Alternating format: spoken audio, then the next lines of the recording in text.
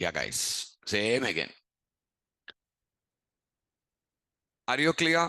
Okay, something I forgot to say you. Again, when you're just coming to the view here, when you're coming to the view here, you cannot directly access this again. You need to call http context dot current dot application. http context dot current dot application. Are you clear? What is this? You're required to call that basically. You're required to call that. Actually, http context is a class. Put your mouse there. In that class, there is a property. Property of which type? Current. Which type here? Brainless fellows, watch here. Not current. I said you property name is current. You're telling current. HTTP context. You're required to call it on that. You're required to call it on that. If you just understand, it's a singleton pattern. Did you understand? It is a singleton pattern. What is it? You cannot create the instance of this class. I explained your singleton pattern to you already. You cannot create the instance of a class. Inside of it, there will be some method which is going to return the instance of the class now. Something like create instance. Already I've shown you that. Same way, in this class, we have this property, right? But the thing is, you cannot create the instance of this class directly. In this class, there is a static member. What is that? Current. This current is going to return the instance of HTTP context, instance of HTTP context, and then you're calling this. Did you understand or not?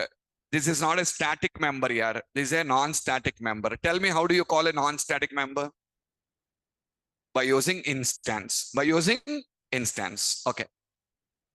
When you look here, the instance of the class, which class? HTTP context-based class. Sorry, the instance of the HTTP context-based class is returned by this property now. What it returns you? A value of type. Under that, we are calling the application which is present inside.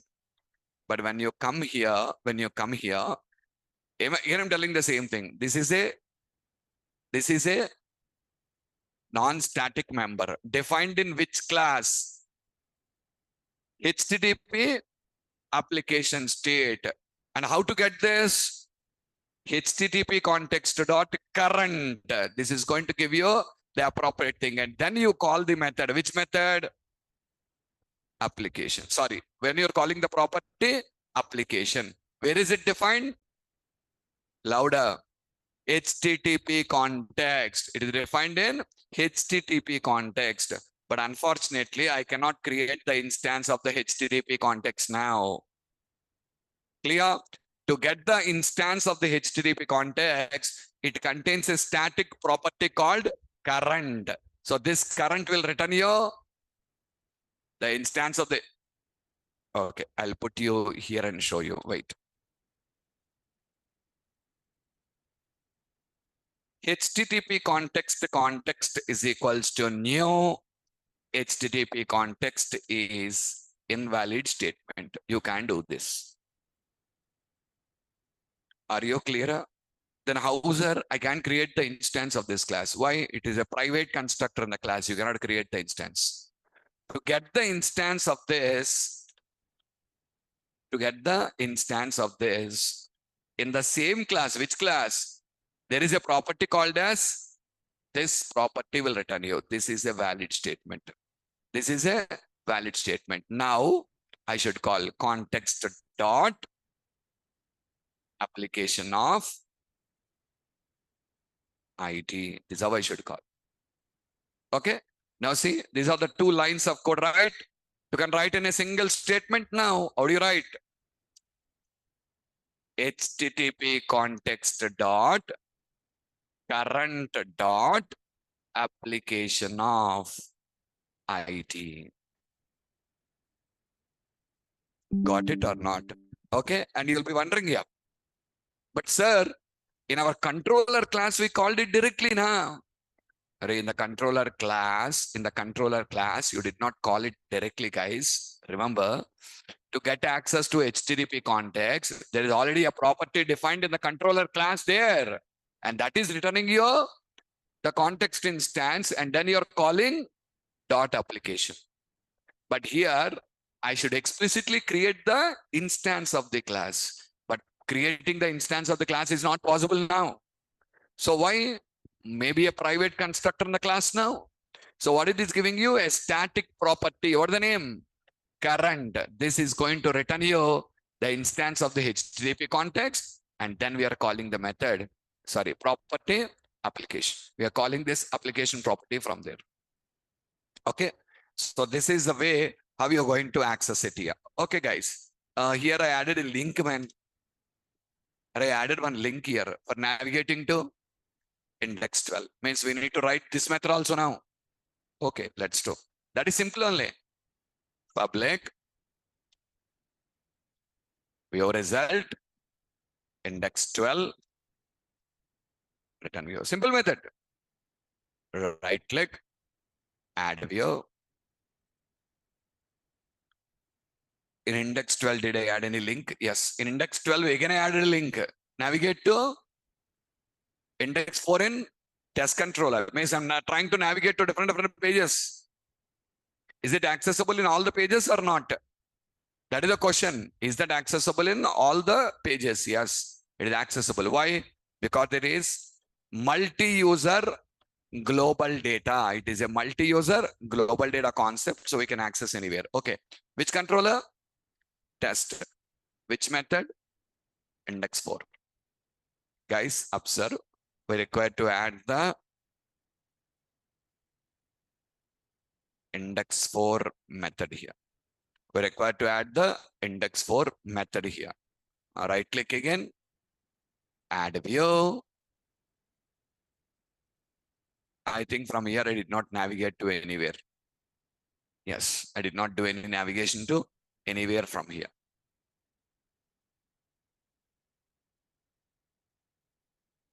Come on.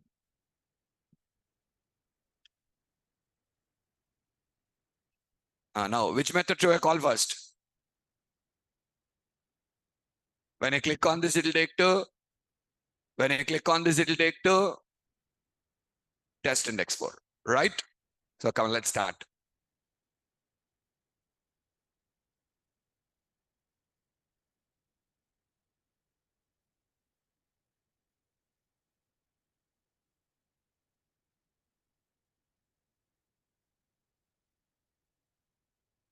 Tell me. Home index 11, right? Hit enter.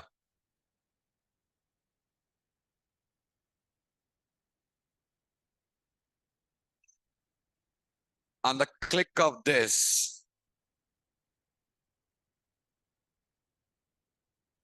on the click of this,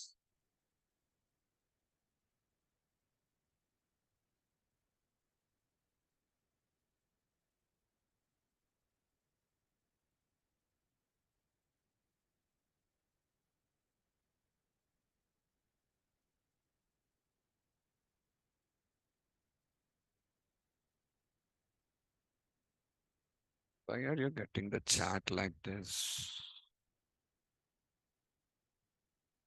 Just a minute, guys.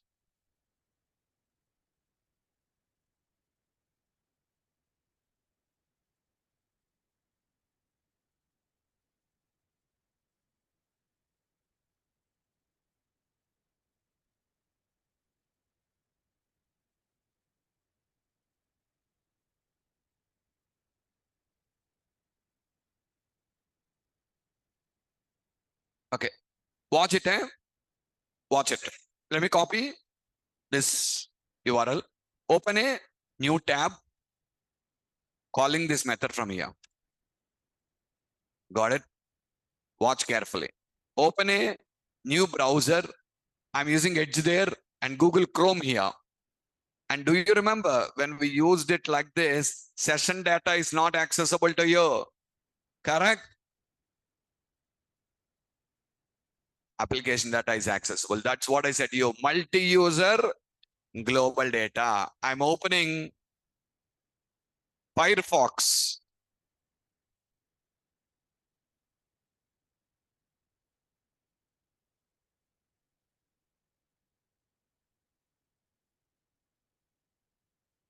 See there. Accessing to you in every place now.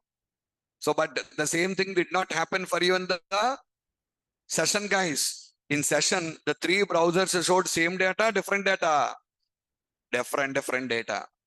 But here all the three are showing the same data. Why? Because it is accessible to all the users. Are you getting my point? Yes or not? So that is the difference here, what we just require to keep in mind. So the point I'm trying to tell you here is application is multi-user global data. What do we store in that? What do we store in that here? The data which should be accessible to everyone. Take Amazon. Amazon has a product list. The product list is specific to you. The product list is specific to you. No, common for all. You take Book My Show.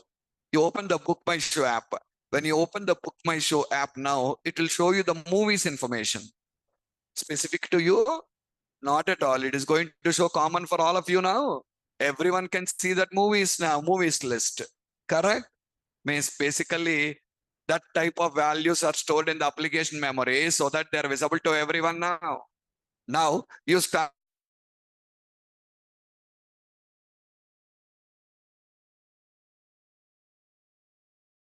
now and clicked on then they're not visible to everyone, they're visible only to you now. Means what is the meaning? That is a session data. That is and that cart is accessible to you in all the pages. See, you take Amazon as an example. Amazon product list is common for all users. So that data is stored where? Application memory. From application memory, I'm getting the data. Memory, I am getting the data. See, without going to database every time, if that is all stored in application memory, it becomes easy. Understood? Whatever should be commonly displayed for all the people will be stored in the application memory, and from the application memory that is going to be accessed without connecting to the database every time. From the application memory directly they'll pick the data now. Got it or not? Okay, like this they're getting the data from the application memory. Fine, this is stored in the application memory. Now the user is choosing some products and adding in the cart. And see, when you're adding in the cart, that is stored in your session memory now. That is stored in the user's session memory, not in the application memory. Stored in application memory. My cart will be visible to everyone now. Yes or not? If million people are using this, the other one adds into cart, and that is visible to you, the million people. Now another one adds. Now finally, when you go to the final payment page, you may have 1,000 products in the cart now. Yes or not? And you're required to pay for all the 1,000 products. But you are purchasing only one product, but there are 1,000 in the list now. Why? Everyone's products are coming and adding in your list here. Got it or not? So there I should not use the application memory. What should I use? Session memory. I require to use the session memory. Product list is application memory. Cart is session memory. Hope you guys are clear. So that is the difference between application memory and the session memory. Okay. Someone asked this question, like in the CS file. In the CS file, why you did not write current? Array. Already this is defined. This property is defined where in the controller class, which is directly providing access to the HTTP context to me now.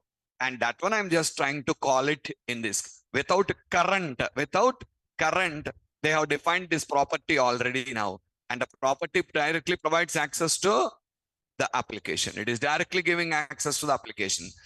Where is this property? This property is defined in the controller class. Already someone created the instance and giving me directly now. Are you getting me? Already someone is creating the instance and giving me directly. So directly I'm calling application. But when you come to view, the view now, I don't have a parent for this view to give something now. Everything is independent here now. I should create the instance here because in the say, if your parents are giving something, you're using it. If your parents don't give something, you're required to earn and purchase on your own now. Same thing. Here there is no parent. Here there is no parent. Because there is no parent, what is happening? The class instance should be created. but I cannot create the instance. Why? It is a private constructor. So because we cannot create the instance, it is giving you a property now. What is the property? Current. And this property is defined in this class only. Static property. And this will provide me access to HTTP context. And in that, I'm calling the property dot application. That is the way that two different styles of writing the code we have done there in EF. Until now, remaining everything is directly accessible. Only application only we have this particular problem. Okay. So understood? See, it is accessible to this. All are able to see the same information.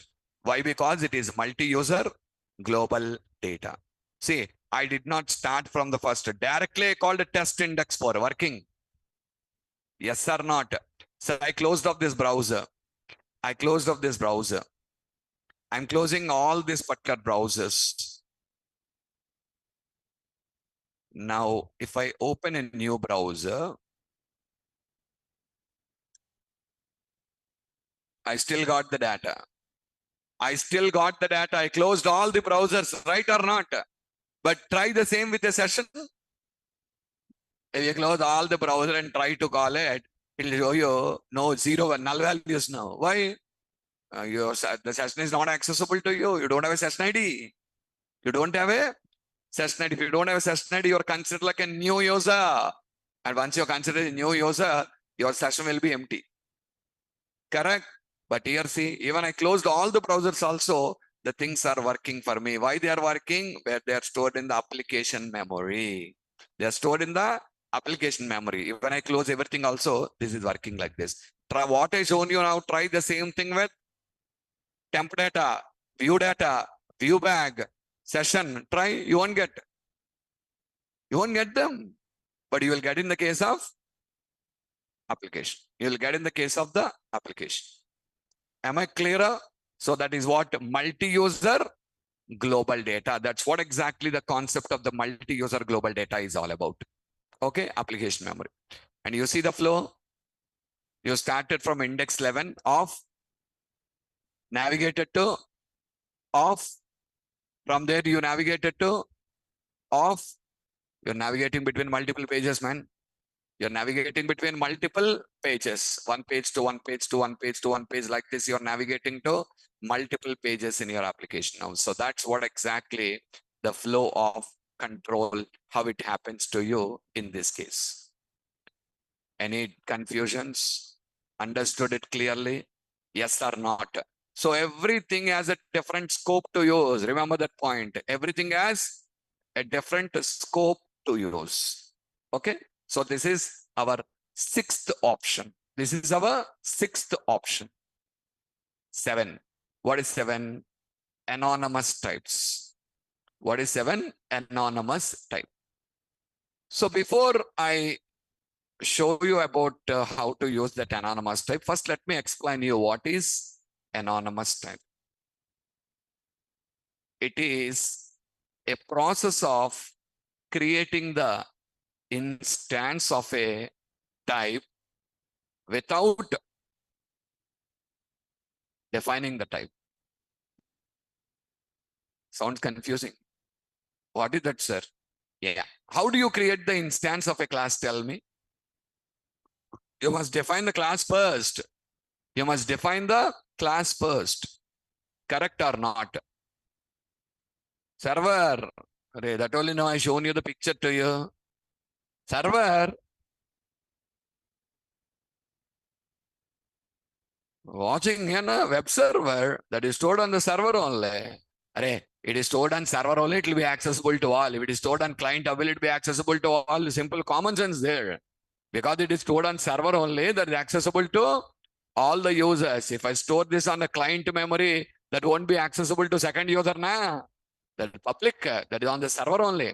Sessions, applications, all this data will be stored on server. Are you getting me? And here also, we can use all the techniques. What is it? InProc, state server, SQL server. Did you catch my point? InProc, state server, SQL server techniques can be used here also. Whatever I shown you with the sessions in the previous, you can try here also. Yesterday in SQL Server, you got the data from ASP.NET user sessions now.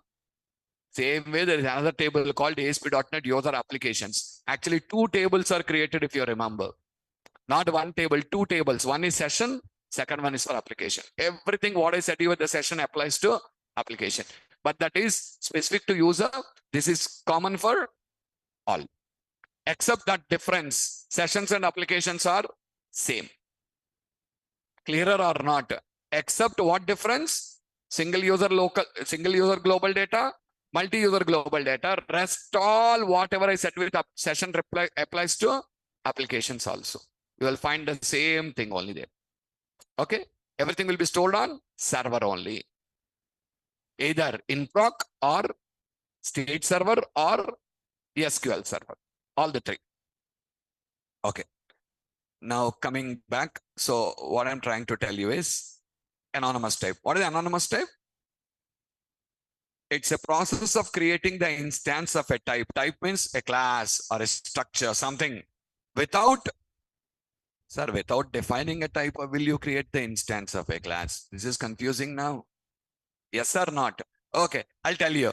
First, look at this. I defined a class with 5 attributes in the class. What are the attributes? ID, name, job, salary, status. These are the 5 attributes of the employee. Now, can I create the instance of this class? Help me. I want to create the instance of the class. Employee EMP is equals to new employee. Unfortunately, your class doesn't have a parameterized constructor to initialize. Right? So if I simply create the instance like this, all these attributes or all the properties are initialized with default values. ID 0, name null, job null, salary 0, status false, default values. No, I don't want default values. I want to give values to them.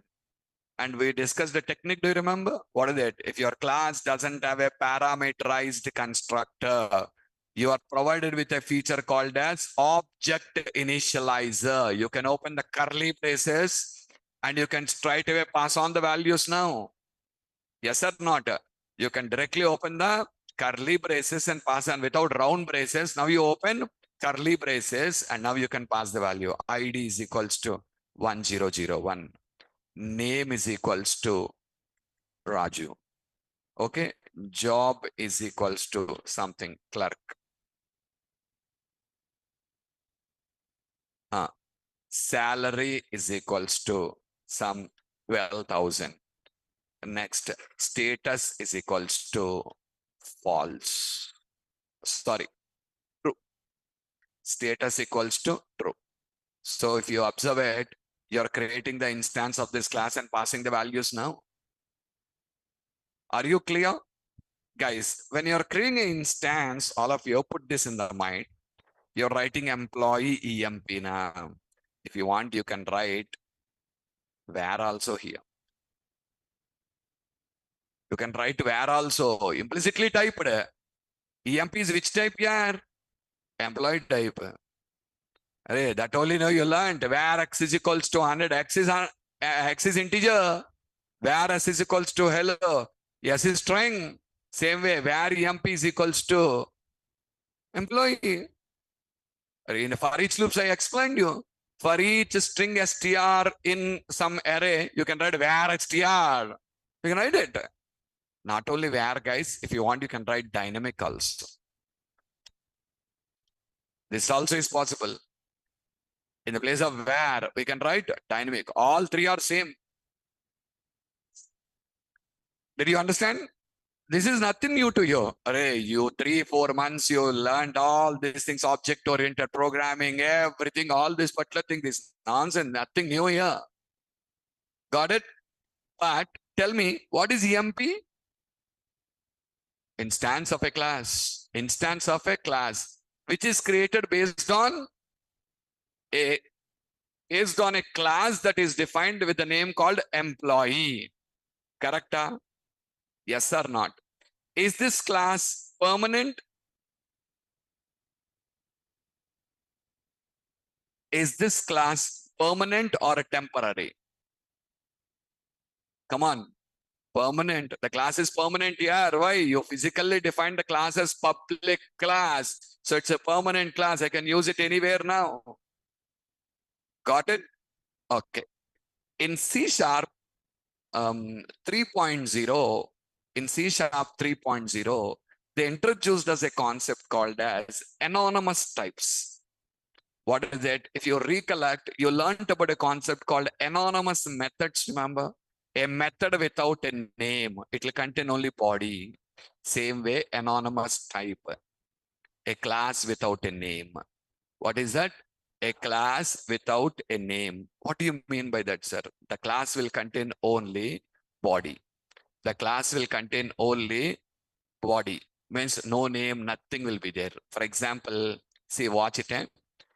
Look at this carefully. You're going to create the instance of a class now. Which class? Employee is a predefined class now. You can now create an instance like this here. What is that, sir? You're creating the instance of a class which is not defined by you. When you write a statement like this, the compiler will write the class for you. Did you understand or not? Who will write the class? The compiler will write the class. So compile. Did you catch my point? What is the name of the class here? Are you using that there? Are you using that there? Then why you want to know the name of the class now? When you're not using that anywhere, why you want to know? What is important for you? Instance. You're able to create the instance of the class now. So this EMP contains all the values in it now. This is as the same as the previous one here. But here, your class is a permanent class. But here, it is like a temporary. It is a temporary class now. It is just going to be a temporary class. Point clear or not? Did you understand my point? So that is like, specifically, I want to use it. I want to send this object to somewhere. That's all, one time use. See, generally, when you define a class, you want to use it in multiple places, define the class here. You want to use it for one time also, you need to write a classmate. That becomes a lengthy process, man. Understood or not? So they introduced the concept called anonymous types. These are like temporary classes. These are like temporary classes. You don't require to define them now. You only require to create the instance by using object initializer syntax. By using object initializer syntax, and the compiler will define the class for you and give you just a temporary. Okay, observe it. Let me create a new project in console app development. I'll create a console project. Console app. Let us name it as test project something. For sample codes, we are using that. We are going to define this. That's all. ESP7, our own folder. All same. .NET 9, the latest version I'm using.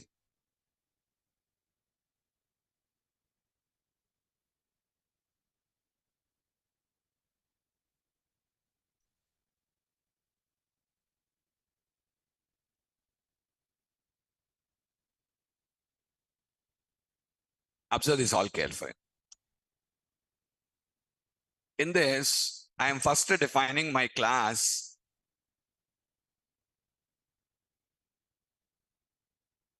Employee. I'm going with the old pattern first.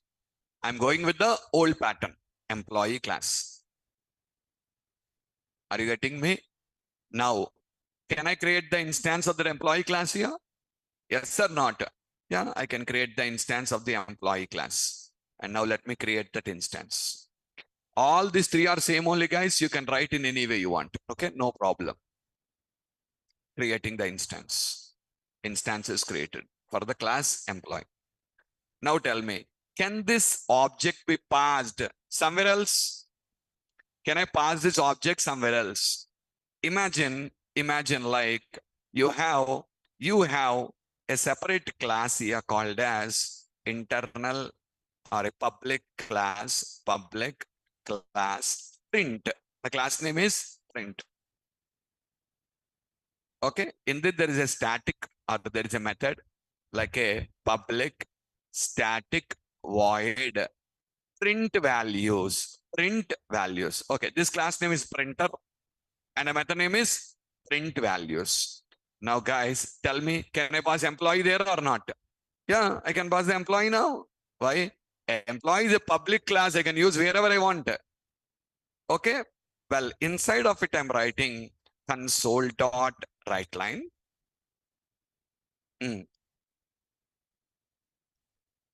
Employee ID. What is the employee ID? emp dot employee ID. Employee name. emp dot name. Java. Employee job. emp dot job. Employee salary. emp dot salary. Next, employee status. emp dot status. So what is this? Actually, I have a class called printer. There is a method called, and this is defined to print the values of an employee now. So now tell me, can I call this to print the values now? Okay, I'm calling it how? Printer dot print values. For this, you're required to pass the values to print now. What are the values? emp. emp is the values, man. Console dot read line.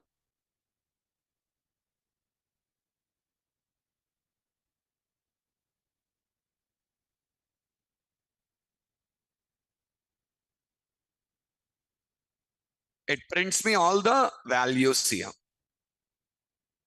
It prints me all the value. Generally, when do we define a class like this? When you want to use the same structure in multiple places of the project. Yeah, I want this not one time. I want it for multiple times. I just want it for multiple times. In that scenario, we define the class. See, that class, I'm able to use that in program. I'm able to use that in printer. Everywhere I'm using it now. Not only these two, tomorrow in another class also I can use the class, it's a public class. When you want to consume anything for multiple times, then define a class here. But I want this class to be used only one time here, only in this file. I don't have a second use of this now. Only this particular file only. For desktop type requirements also, in the olden days, we used to write classes like this, which used to become lengthy code. 5 properties only there here. Imagine if there are some 10 properties. Are you getting my point here? I need to write classes now, multiple classes. For example, look here, I want to define another property that represents the department. And department has 3 attributes again for it. What is it? Department ID, department name, location.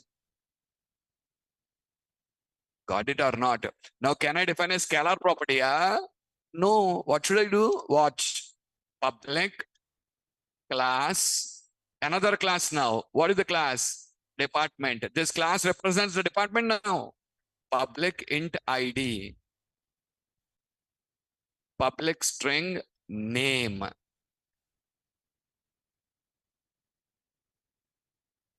Public string location.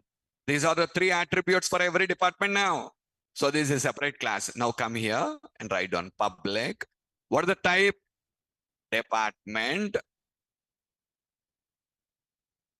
It got hanged up. Department. See, understand. What is the property name? Okay, confusing, huh? Okay, I'll say simply DPT. What is the property name? DPT. DPT is which type? Department type. Status is which type here? Boolean type. Salary is which type here? Double type. And these are all scalar types. But DPT is which type? Department is a complex type. You can store multiple values in it now. So how do we use it, sir? Like this. Observe it, guys. DPT is equals to new department. New department. Under that again, ID is equals to 10 name is equals to sales, location is equals to Hyderabad. Location is equals to Hyderabad. Now see, this EMP contains 8 values in it now. 5 are corresponding to employee, 3 corresponding to department. Understood? Now all these values are passed here. Now let me print them here. Remaining 3 also I'll print you. Tell me, what is the next one? Department ID.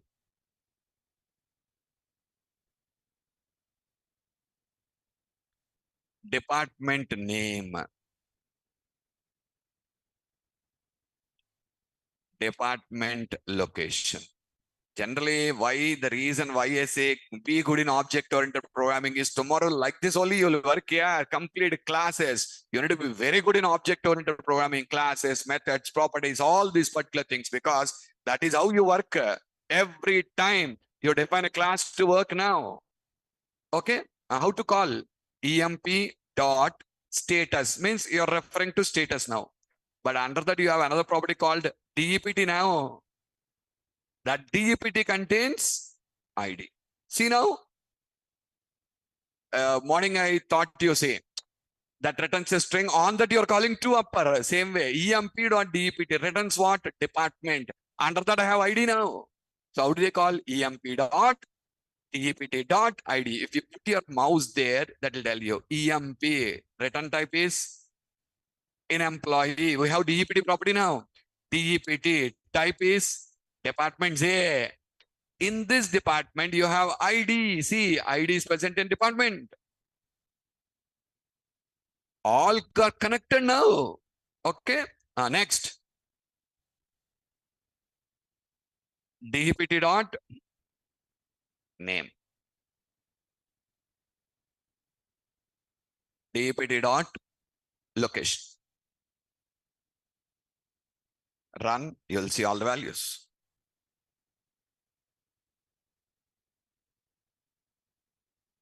Got it? Okay. Remember, whenever you compile a project, it'll convert into an assembly. It'll convert into an assembly. And we can explore an assembly and see the contents of it now. Right now, how many classes are there in the assembly? 4 classes. What are 4 classes? Employee class, department class, printer class which is printing the values. Finally, the main class, that is program. Totally 4 classes. Correct? Okay. How we can explore it? I taught you this concept. You open the developer command prompt. Go to the location where your assembly files will be defined. What is that? C#. Sorry guys. ASP7 is your personal folder, right?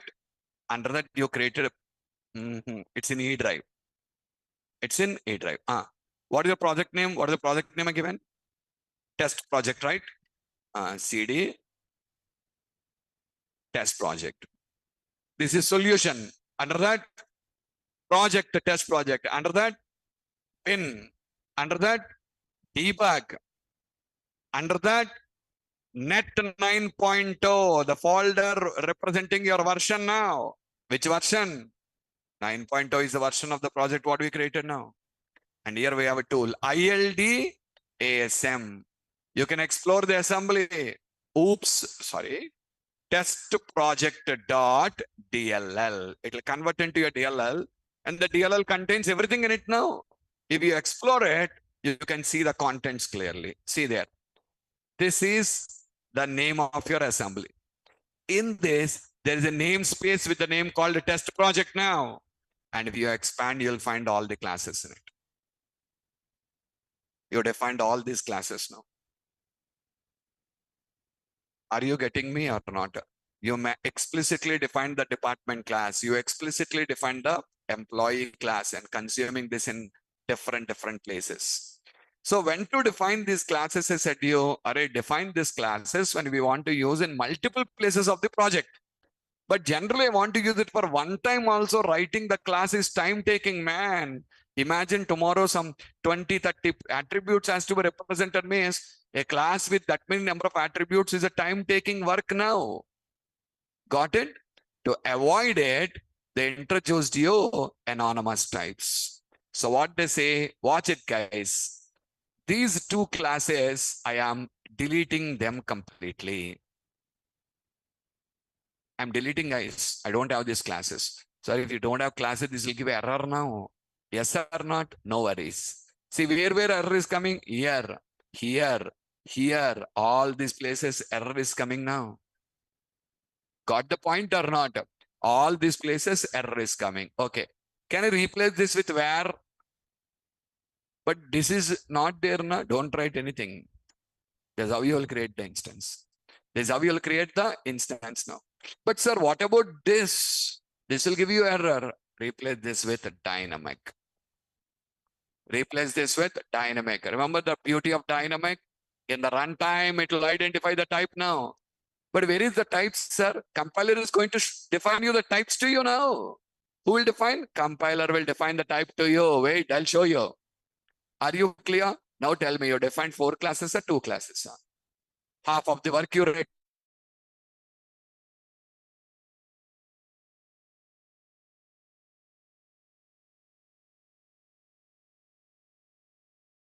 The compiler will define those classes. Run and see. You see the same output somewhere.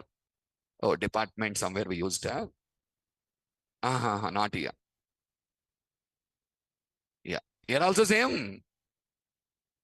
New off. Don't specify any name now. Okay.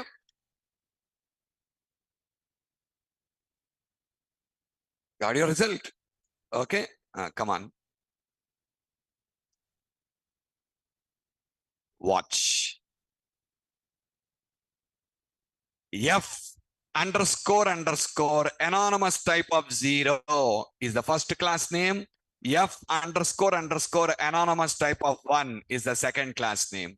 What is the 6 and 3 here? This 6 is telling you there are 6 properties here and there are 3 properties here. What are the 6 properties here? ID, name, job, salary, status, department, DPD. Now, second one has 3 properties: ID, name, location. You can see that information all at this particular place. I'll show you all the information you can see.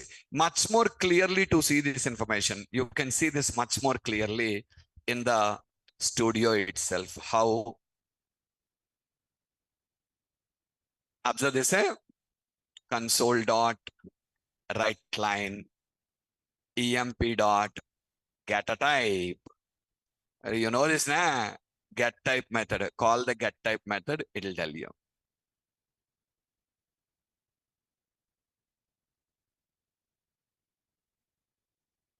Anonymous type of 6.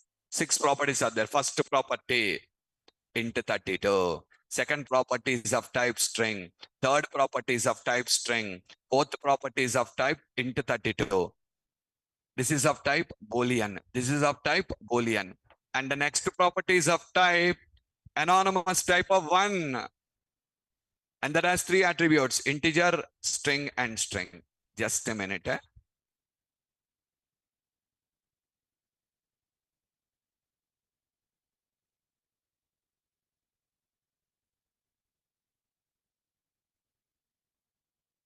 Earlier we got integer. Why? You're taken integer value. Now you're taken a double value now. So it is telling you double. And automatically it is converting into the appropriate type now. So the 2 classes are available or not? So basically, generally, without wasting your time of writing the code every time, you can use the concept of anonymous types. Did you understand my point? This generally when we use them for a temporary. I don't want to use this one all the places. I want to use it only one time here. Then writing all these classes is wasting the time for me now. So I can simply use the concept of anonymous types. These are temporary classes. Got it? Am I clear, everyone? Okay, so this is what they are introduced for you in C# 3.0 version. What we call them? Anonymous types. Read it.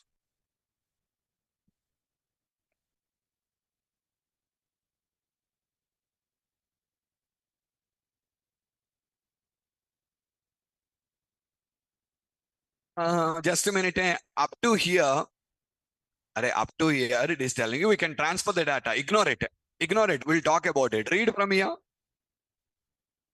Is a type means not only class here, it can be a class or structure also. Class or structure.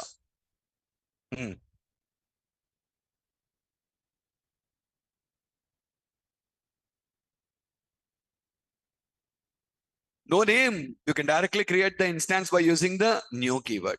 And what it contains is a set of properties, and all the properties are read-only properties. All the properties are, what is the need of it, sir? The need of it is to transfer the values from one place to another place. I want to send you some set of values. I'm sending you, and you can read them now. You can't assign. I'm sending you, that's all. You cannot send me back. Are you clear? Here also, understand our requirement.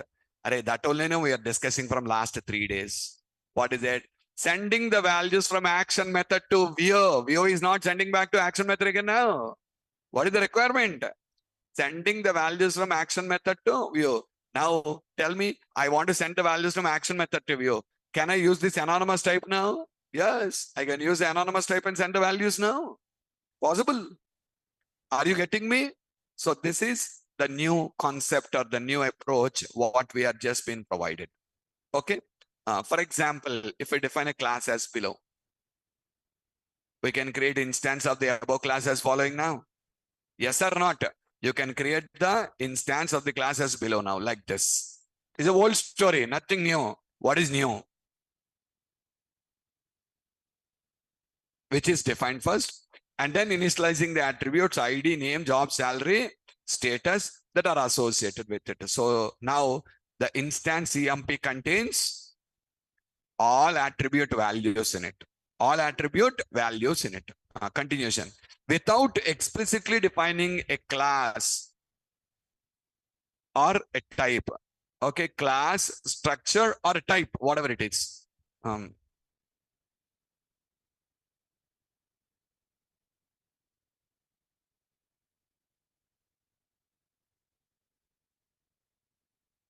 We'll select this. Without explicitly defining a type, maybe a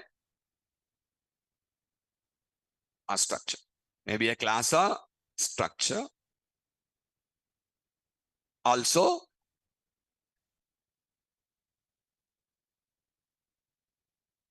we can create an instance for a type. We can create an instance for a type and initialize it as following now. You can use where also, we can use dynamic also, man. You can use where also, we can use dynamic also. We can create an instance.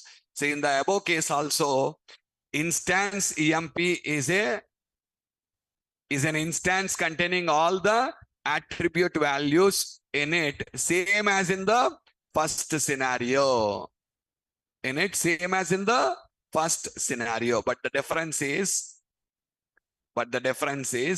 in the first case, we defined the class first and then created the instance. Whereas in the second case, we created the instance without defining a type. Without defining a type. Nothing but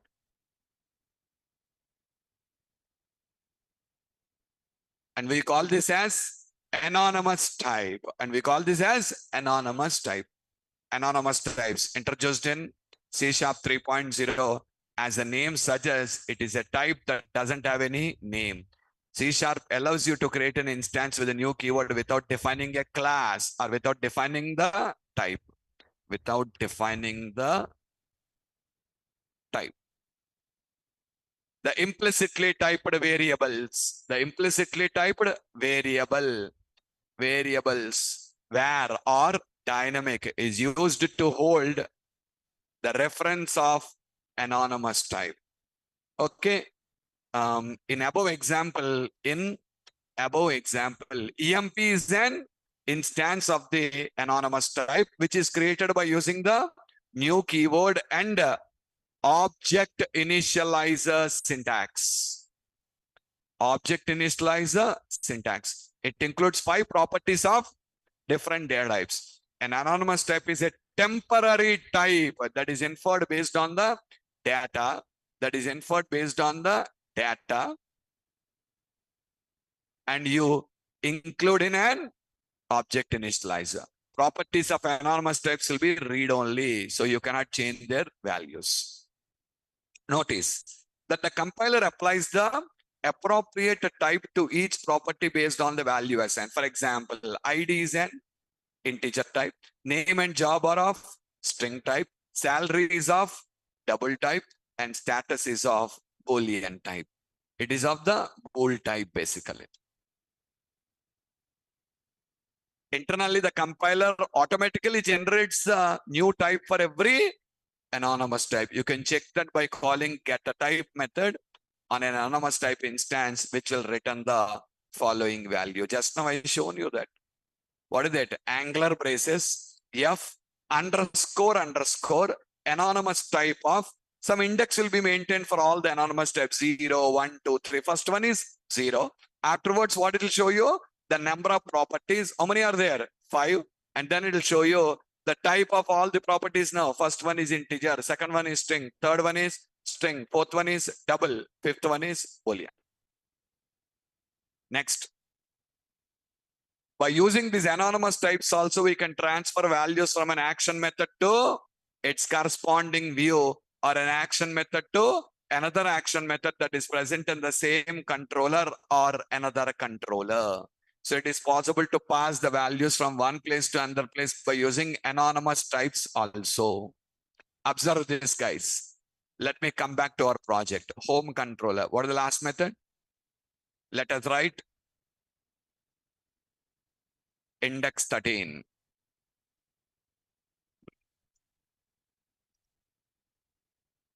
Okay, index 13. Okay, now you received 3 values now.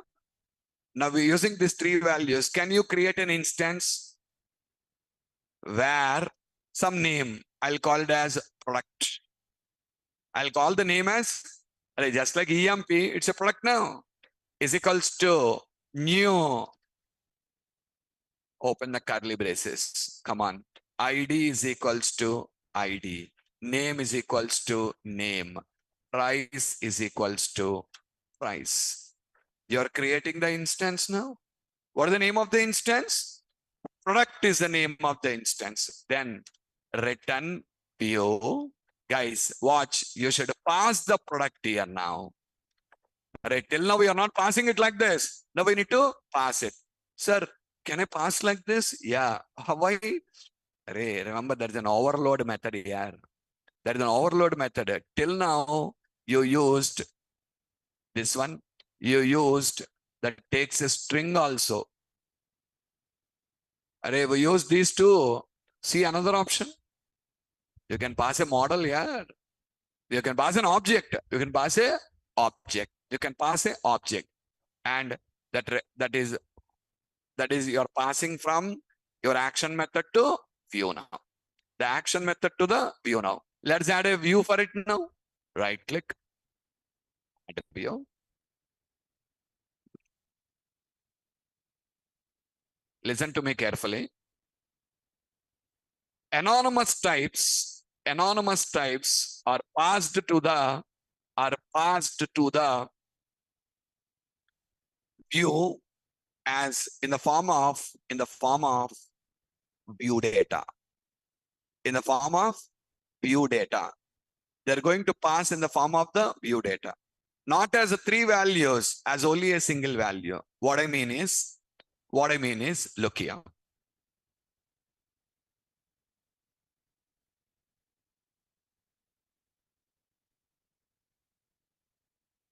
Look here carefully.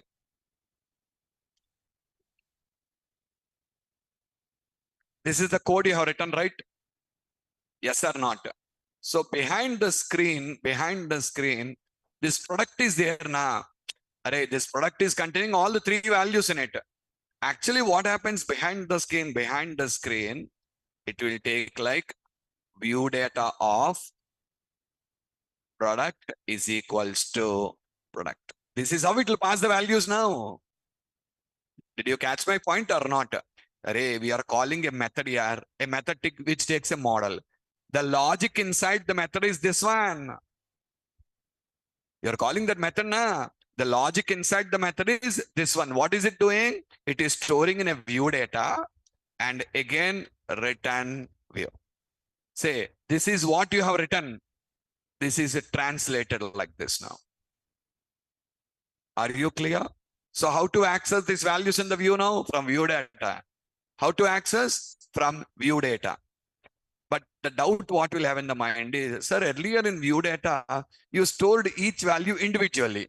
But now you are storing it as a single object. How can you pick it there now? Did you understand the question? If it is one value, guys, you will write like this. What is it?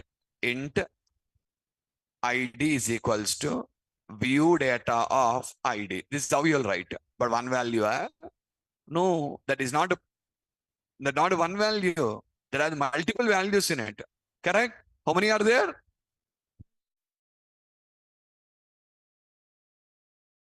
3. How to get, dot eval. There is a method called eval.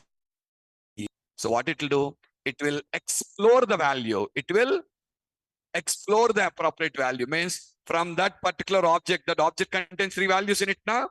It will pick that particular value from that. Which value? ID.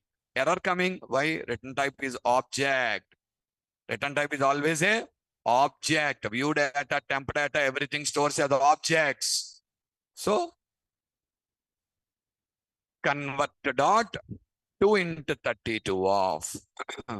If you write like this, errors won't come. But if you want errors to be raised, if at all wrongly values are not passed, then you should use int.parse. You should use int.parse. Choice is yours. Okay, next. String name is equals to toString of view data dot eval of name. Double price is equals to convert dot to double of view data dot eval of price. So did you access all the 3 values or not? All the 3 values are accessed here. Now create your table and display the information.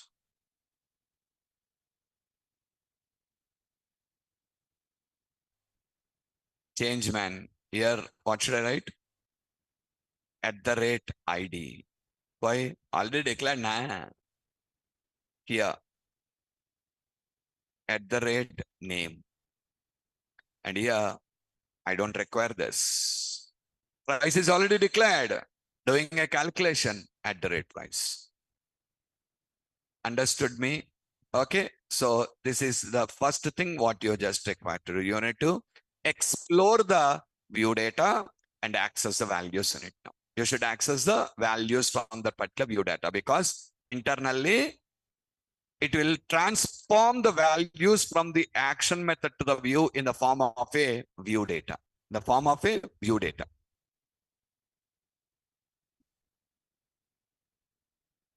I'll show you in detail where we use this anonymous types and what is the advantage and all. I'll tell you. First, I'm showing you some simple examples to you. Method name 13.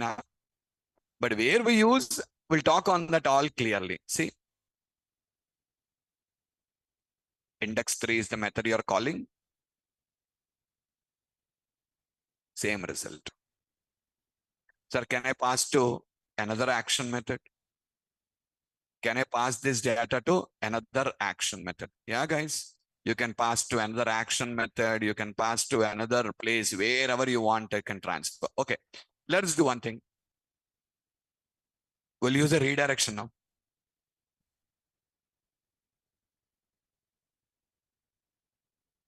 Look, guys. Method name 14. Where shall we redirect? Another controller? Okay. How do you redirect another controller? First, create the instance here. First, create the instance. How? Same only, na? Return, redirect to action. Where shall we redirect? will redirect to test controller. Index 5. Okay. Come on, help me. Index 5. Controller name, test controller. Comma. What is it called? Understand what is the route values. Understand what is the route values. I'll show you practically. Observe it. I'm passing the product now. I'm passing the product. So which method? Index 5. Test product. I still did not write that action method. I will write it. Wait. But first call it and watch. First call this and watch it. What is the route values you should understand first. Then it will become easy to capture the values on the other place. Which method to call? Index 14, right? Index 14 will redirect you to test index 5, correct? Observe the URL. Are you passing all the three values here in the form of a route or not? Understood? When I hit enter, notice the address bar. Earlier, the values are not shown like this here. When you redirect in the second method, values are not shown like that. But now you see all the values are coming into the routes now. That's what route values means. All these values will be taken as route and will be passed on to the method. Which method? If the values come like that, you know how to read them. Nah? There's no need a special explanation for you. How do you read?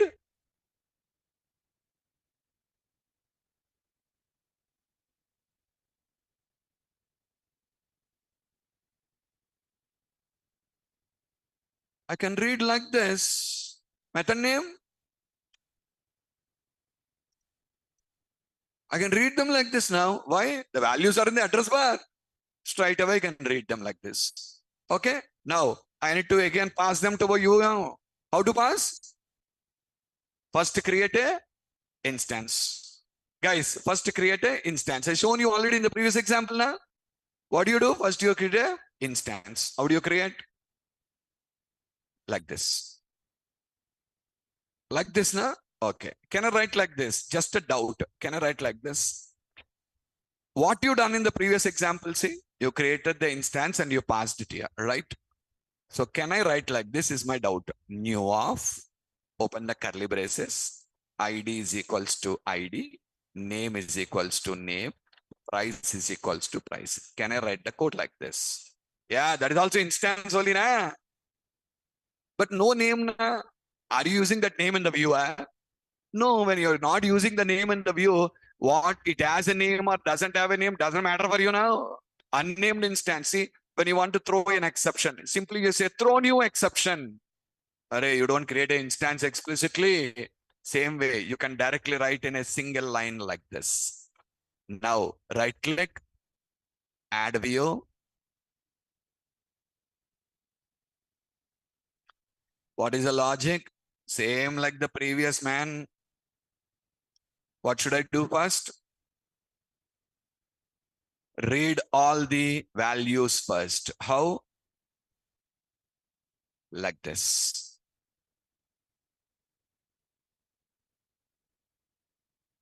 Like this. Afterwards,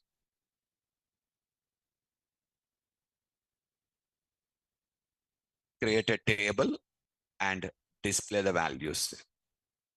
Which method should I call? Where will it transfer? So which method you should call? Home index 14. Where will it transfer? Test index 5. Test index 5. Okay. So observe it.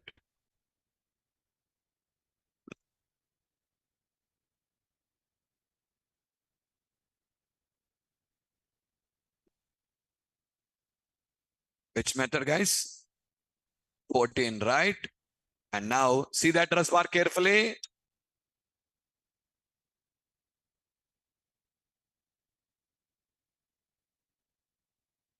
Address bar. The values are coming. Did you understand what is the route values now? You're passing all the values as routes. Passing all the values as routes. So what happened? The anonymous type names are matching with the route names or not. But ID, name and price only, na? The same names only we have for the routes. It will remove all the keys and it will put the values there and will pass on to the method. Which method? Index 5. Index 5 will now read the values and use it now. Index 5 is now reading it and using those particular values now. Clearer? Yes or not? So this is another option, anonymous type. Actually, where exactly we use this anonymous types, I'll show you in practical going forward. We'll use this anonymous types regularly in our code. But where to use, I will show you. But just to do a good practice on all these particular things. Because next class, we are going to start with our third component. What is it? Models. Got it? Models. You are going to use the models in the next class. Till now, we used 7 options now. What are the drawbacks in that? Tell me, in all these 7. No name resolution. Yes or not? No name resolution. Second, no IntelliSense support. No IntelliSense support.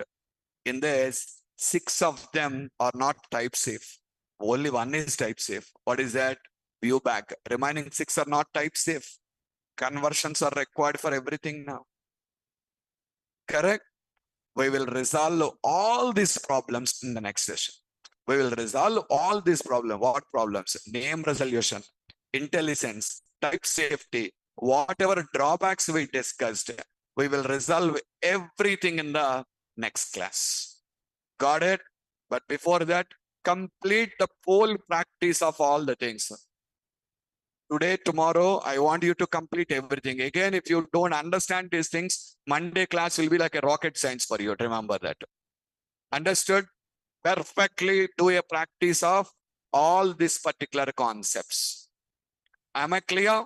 Okay, do that so that Monday we can start with models and slowly I will tell you step by step models, loading the data from the databases and all the things. Okay, let me stop it here. We'll meet on Monday.